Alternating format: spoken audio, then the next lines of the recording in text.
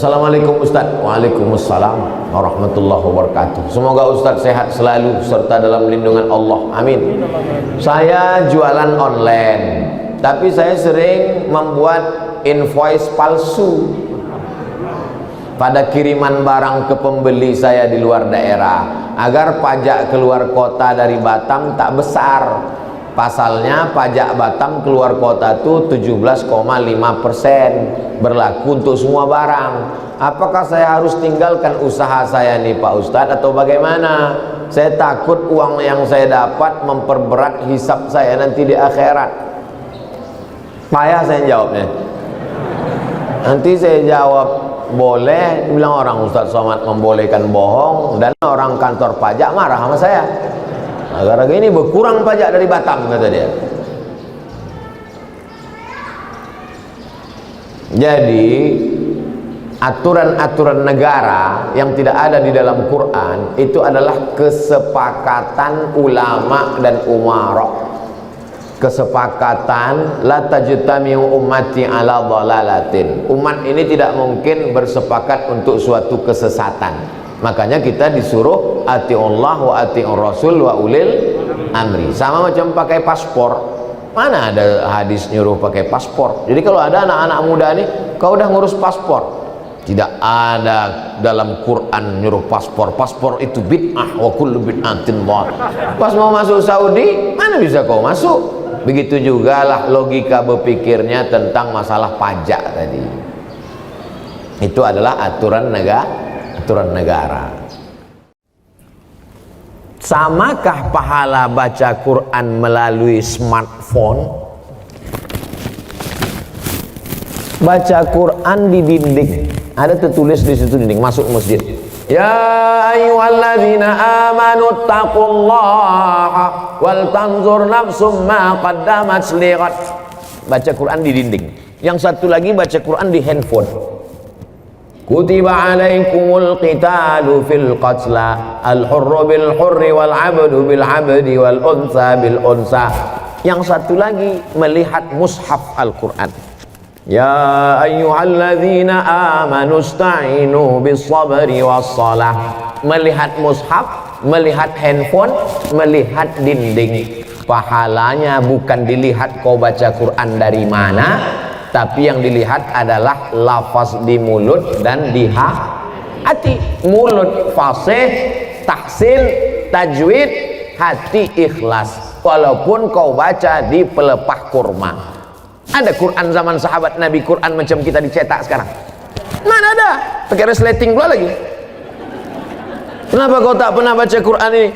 Saya sebetulnya mau baca Pak Ustadz, terus resletingnya macet terus tiap hari. Oh, kasihlah minyak jelantah. Dulu Quran ditulis di pelepah korma, di tulang onta, di batu yang, batu apa namanya itu? Batu lepes, batu ceper macam piring, ditulis. Jadi Quran tidak dilihat di mana, mau di kertas. Kertas adanya bambu yang ditumbuk, bambu, tahu bambu? Buluh, ditumbuk halus jadi bubur, dijemur. Itulah asal muasal kertas dari Cina. Lalu kemudian ada kertas satu lagi di Mesir, pohon bardi, tumbuhnya di tepi sungai Nil, disusun-susun melintang membujur, dipres pakai tanah liat, dijemur.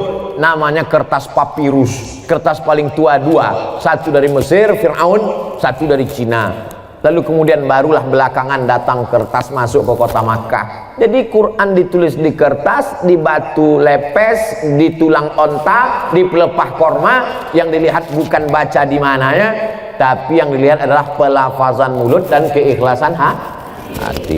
Ini Qurannya bukan main lagi, mahal minta ampun.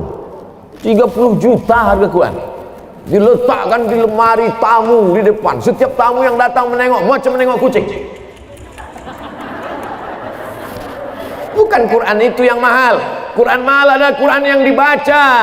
seorang ibu mengajarkan anak-anaknya sambil masak pagi, tak ditengoknya pun Quran itu sambil masak. Bismillahirrahmanirrahim, wadduha wallaili idza saja, ma wadda'aka rabbuka wa ma qala, walal akhiratu khairul laka minal ula. Sambil belacan ditengoknya. Tapi Quran yang ibu ajarkan ke anak ibu itu, itulah yang dibawanya sholat. Usahakan ibu yang membacakan Al-Fatihah ke anak ibu, supaya apa? 17 kali sehari pahalanya mengalir ke ibu. Ibu yang membacakan Fatihah ke dia. Yang belum membacakan, balik dari sini nanti bacakan. Yang balik sekarang, nanti habis acara ini balik. Nak, baca Fatihah nak. Bismillahirrahmanirrahim. Itu hanya kurang halus sedikit. Bismillahirrahmanirrahim. Alhamdulillahi rabbil alamin. Rohnya kurang tebal sedikit, luruskan bacaannya. Kapan kelingking ibu masuk ke celah kakinya saat mengajarkan dia berwudu, masuk air ke celah kaki? Kapan ujung jari ibu masuk ke celah telinganya saat mengajarkan berwudu? Kapan mulut ibu mengajarkan? Kapan tapak tangan ibu memegang pundaknya, rata pundak Wina? Jangan kepala kau macam menengok kuda jantan, menengok kuda betina. Jangan kepala kau ni menunduk macam menengok rumput, rata nak. Kelak kita semua, inilah yang akan dia kenang. Al-madrasatul ula. Ibu adalah sekolahnya yang pertama. Alhamdulillah ibu amalkan, pahalanya mengalir ke ibu, mengalir pula ke saya. Tapi pahala ibu tak berkurang. Ibu tetap dapat 100, saya 120.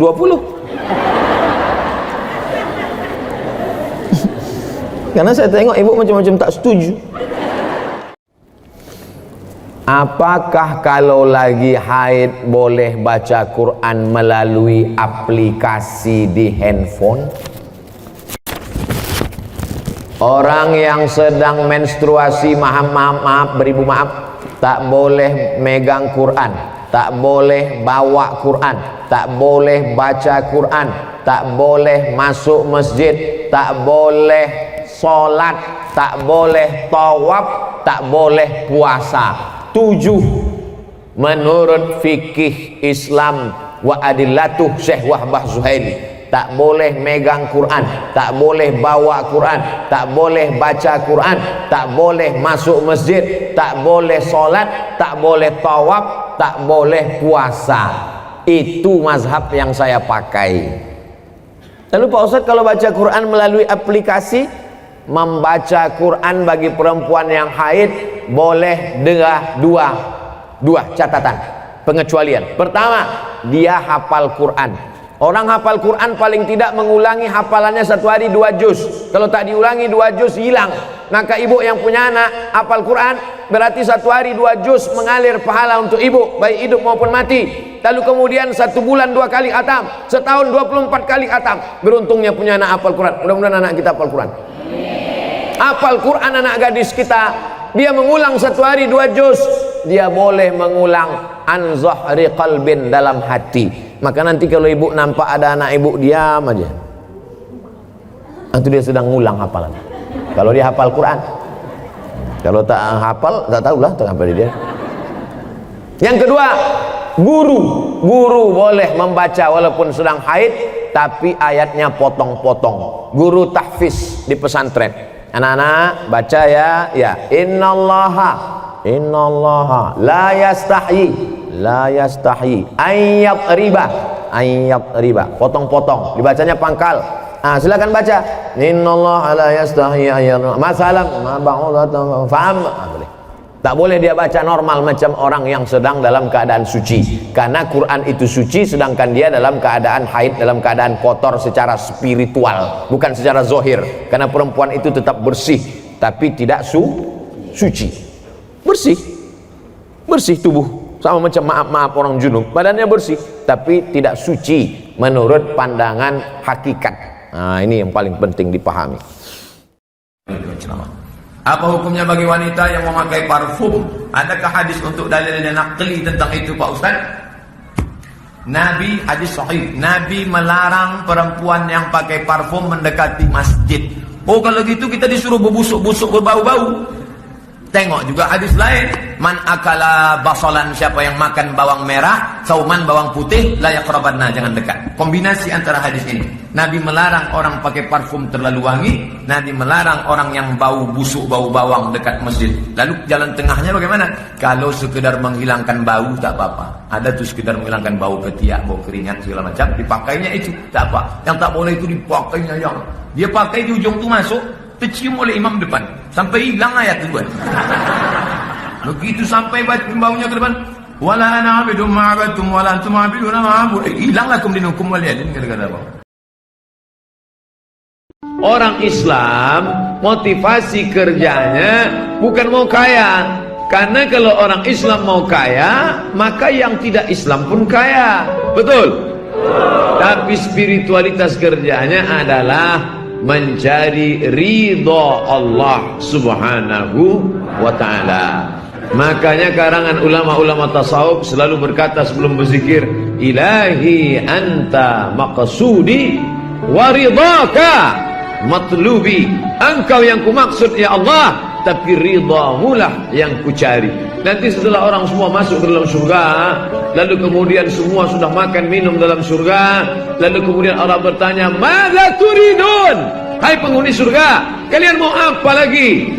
Apa kata penghuni surga? Ridhaka, ridhamu ya Allah.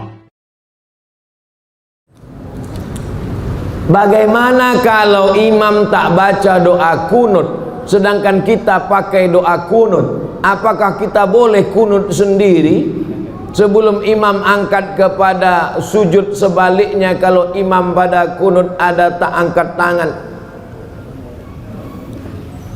Kalau imam itu membaca Allahu Akbar kabira walhamdulillahi katsira wa subhanallahi bukratan wa asila, boleh tak makmum di belakang baca Allahumma ba'id baini wa baina kama khatayaya kama ba'adta bainal masyriqi wal maghrib? Boleh tak berbeda doa iftitah imam dengan iftitah makmum? Boleh, karena dia doa. Imamnya baca subhana rabbiyal a'la wa bihamdi, makmumnya baca subhanakallahumma wa bihamdika asyhadu an la ilaha illa anta. Beda tasbih imam dengan tasbih makmum. Yang tak bisa itu lain Fatihah imam, lain Fatihah makmum. Karena Fatihah satu rukun, la salata, tidak sah salat liman lam yaqra bi Fatihatil kitab. Tapi kalau saya jadi makmum, mudah, enak jadi makmum, tinggal ikut imam aja. Idza qanatal imamu faqanata wa illa fala. Kalau imammu baca kunut, kau ikut baca kunut. Kalau imammu tak ada kunut, maka kau tak baca kunut. Kunut tak kunut masih masuk 4 mazhab: Hanafi, Maliki, Syafi'i, Hambali. Yang berkunut itu 2 saja. Yang berkunut itu 2 saja. Hanafi, Maliki, Syafi'i, Hambali. Yang berkunut itu 2. Yang tak berkunut paling tua Hanafi, nomor 2 Maliki, nomor 3 Syafi'i, nomor 4 Hambali. Yang berkunut itu 2. Paling tua Hanafi, nomor 2 Maliki, nomor 3 Syafi'i, nomor 4 Hambali. Yang berkunut itu 2. Nampak? Yang ada cincinnya. Yang berkunut 2. Yang tak berkunut itu 2. Hanafi dengan Hambali. Mudah ingatnya? 4 ini ahlu sunnah wal jamaah. 4 mazhab. Apakah layak kita masuk surga? STJ, status tak jelas. Ilahi las tulil firdausi ahla. Kami tak layak masuk surgamu ya Allah. Mata kami bergelimang dosa, tangan kami banyak dosa, telinga kami mendengarkan maksiat, lidah kami berkata-kata mencaci maki, sumpah serapah, banyak silap salah kami. Oh, karena kau tidak layak masuk surga. Kalau begitu kau kurendamkan, kucelupkan dalam neraka jahanam. Wala aqwa ala naril jahimi. Kami tak kuat masuk neraka ya Allah. Masuk dalam surga kami tak layak ya Allah. Kalau begitu masuk neraka kami tak kuat ya Allah.